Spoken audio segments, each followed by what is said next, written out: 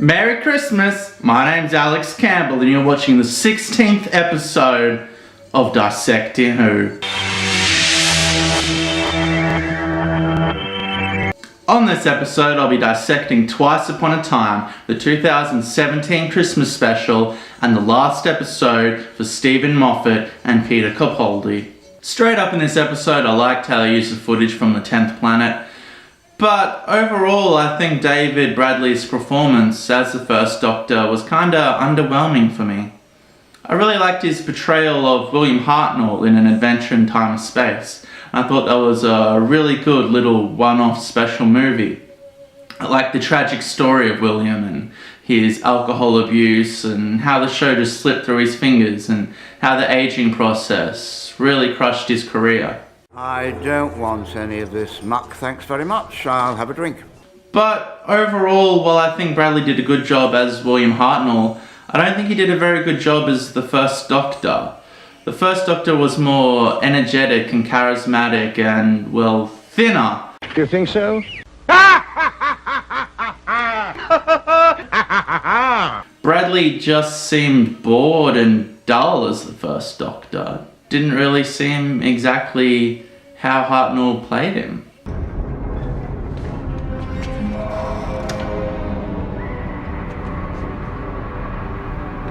Look around you. Maybe he didn't get paid enough. BBC gave him a little paycheck and like, I'll do it, but I'm only doing what I can for this money, which is fuck all. While we're talking about characters, I might as well talk about Mark Gatiss' character, who was Lethbridge Stewart's father. I didn't really care for the reveal or get anything out of it, and I don't think his character was really necessary. He didn't play a part in the story really, he had no real storyline to contribute to this very null and lacking story. And the only reason I can think that Mark Gatiss was in this story at all is because he's friends with Stephen Moffat and he wanted to be in this episode because it was the end of an era. My wife will miss me. That's perfectly natural. But she's a solid woman, remarkably solid. I also got bored of the cliche that they keep on using that the Doctor doesn't realise it's another incarnation of himself. I assure you, I do not have the faintest idea who you are. Well, I know who you are. All those jokes, and I'm surprised that Moffat didn't go with the I don't like it joke, which has been in Doctor Who since the Three Doctors serial way back in the 70s. I can see you've been doing the TARDIS up a bit. I don't like it. And they also did a lot of sexist jokes in this, reminiscing on old 60s ideology, which I didn't hate. It's SJW propaganda! Well, he clearly misses you. That ship of his is in dire need of a good spring clean. No, stop. Thought maybe they could play it less safe as well, because we all know William Hartnell was a massive racist. What the heck's going on, Glenn? I don't know. Let's get down there and find out. Bill, unfortunately, had this real block about coloured people. He was really stuck in these kind of antique prejudices, and unfortunately this came out, of course, working with Earl Cameron. I have to say that Michael Craze and I were ashamed for Bill, actually. We were. Now just imagine if they had rolled with black jokes instead of women jokes. Holy shit. What is this? An in my TARDIS? Although I did like the part where the First Doctor addressed the mood lighting and atmospheric nature of the control room. It was like, it's a control room. Which is kind of cool, breaking the fourth wall. It does seem silly, practically, when you think about it. But, of course, it looks amazing. It's supposed to be like this. Why? It's atmospheric. Atmospheric? This is the flight deck of the most powerful space-time machine in the known universe, not a restaurant for the French. Also, I don't really think that Bill's character should have been in this serial. I mean, isn't she supposed to be dead or water or something? Instead of her being there just for nostalgia, they could have given her airtime to the First Doctor or what's his name, Mark Gatiss' character, because those characters didn't have much to do really. Even the first Doctor, just kind of wandering around and saying first Doctor stuff. He didn't really contribute to the storyline that much. Do what I do when I do it.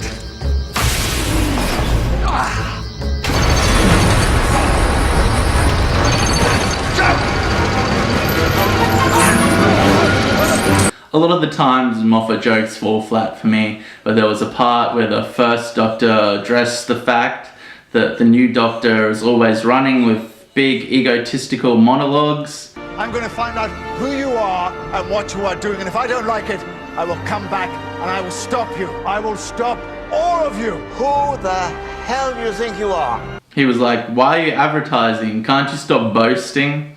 Which shone a light on this new, weird, egotistical Doctor always whipping out his dick and talking about how good he is.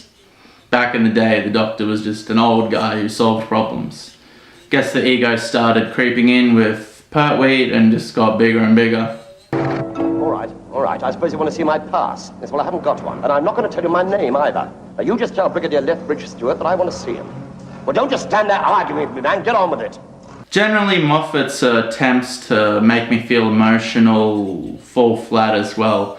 But I did generally feel emotion when I seen John Hurt in that little All the Doctors incarnations thing. And it made me feel sad for him being lost, being that he was such a great actor, and it made me think about all the great roles that he was in.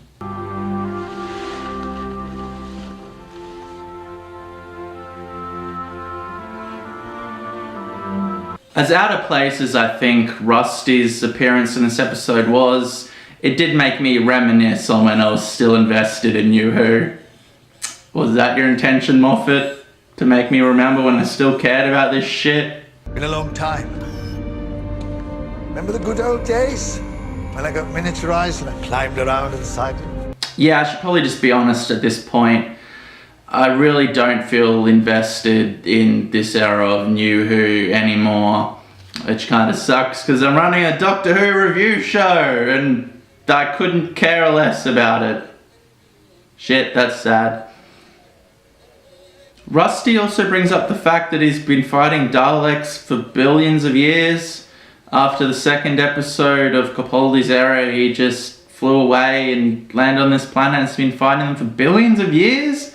That's a long time. I mean, surely a Dalek could have killed him by then. Why don't they just hover the spaceship over his place and just shoot it rather than going in without the armored cases? I don't really understand that. That was just like a weird throwaway Moffat line, which sounds alright when you first hear it, but then when you start digging deeper, you're like, what the fuck? None of this makes any sense. You taught me to hate the Daleks. Billions of years ago. What you been up to since then? Destroying Daleks. So a traditional story arc has a beginning, a middle, and an end. A beginning introduces you to the characters and the world. The middle introduces the problem and has a bit of a conflict, and the end resolves this problem. This episode didn't have that. It just... it revealed the enemy, and then like 40 minutes later it revealed that the enemy was no threat. There was still like 20 minutes left of the episode, and they just... well, Stephen just used it to do all this shitty, forced, emotional, reminiscent crap. I just feel like maybe they could have told an actual interesting story for Capaldi's last episode. You know, Stephen, you don't have to show Clara, you don't have to show fucking Nardor and his shitty fucking jokes. Yeah, they got my hair a bit wrong though, didn't they? You don't have any hair. I have invisible hair. I actually liked Clara and felt something for her character, but I didn't feel like I wanted or needed to see her at the end. And then they just completely wash over that great storyline they had where the Doctor forgot completely about Clara, which is really sad. Just for a little, oh, I remember you, you're my companion. And fucking Nardor rocks up. It's just like, fuck off. Just tell an original, interesting story that we haven't seen before. I would have really liked to come out of this episode saying that was a cool and interesting idea.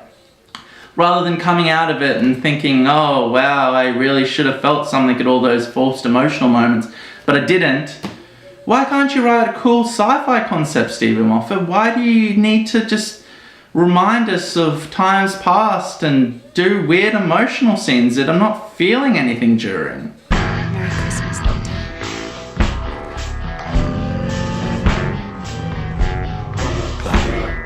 I should say though, even though Moffat's attempts to make me feel sad didn't really work, I do generally feel a little bit empty that Capaldi's leaving. He was my favourite Doctor in this new era.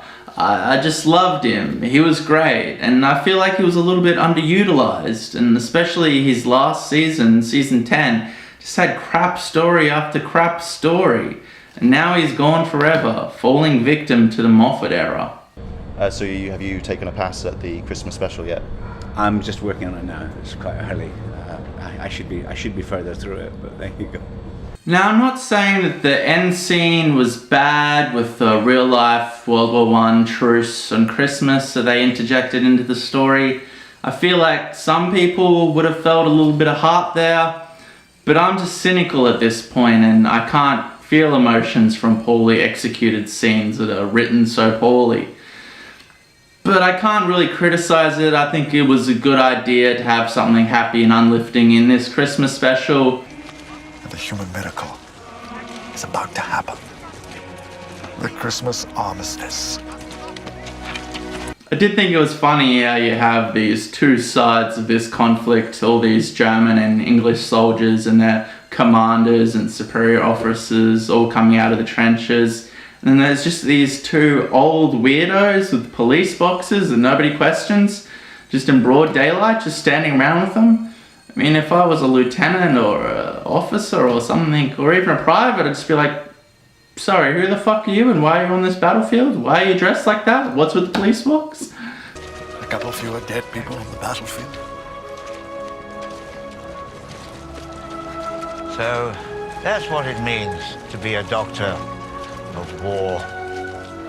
Now, I think there were some really good Capaldi episodes. His first episode, the first two openings of season 9, and a few others sprinkled there.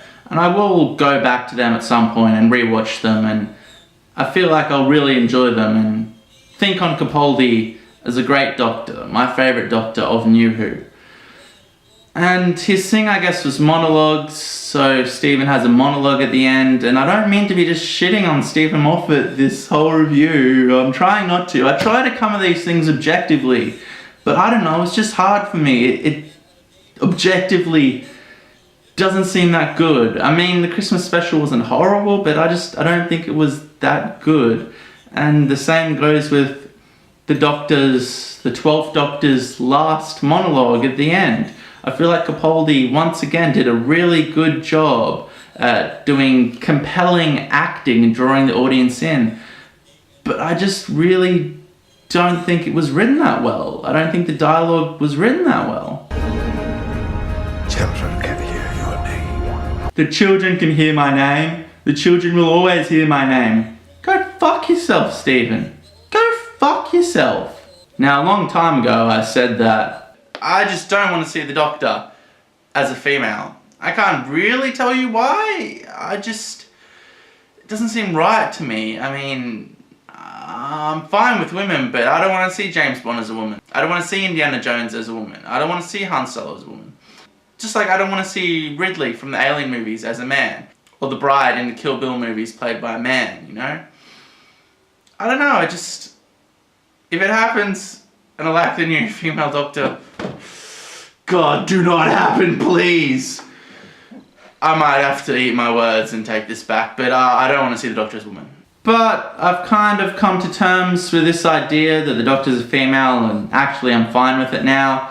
And even though I said I'm cynical and uninvested in New Who at this point, which is sad for me, I kind of look to the new Jodie Whittaker era with some happiness. I mean, I look forward to the fact there's going to be an all-new writing team, an all-new Doctor, an all-new direction. From what I've heard, it's going to be like a proper American writing room where all the writers sit in a room together and bash out one long storyline, continual storyline, rather than single one-off episodes, which will be interesting for Doctor Who.